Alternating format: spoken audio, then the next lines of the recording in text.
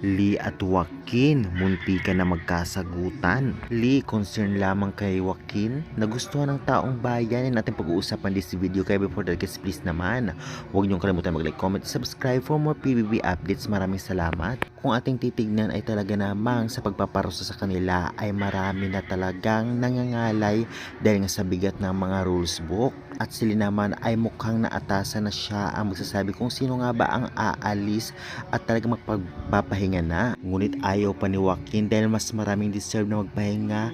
Ngunit kitang-kita naman natin isa si Joaquin sa may pinakamaraming rules book na bitbit o daladala, kaya naman nahihirapan at nangangalay na ito. Concern lamang itong si Lee.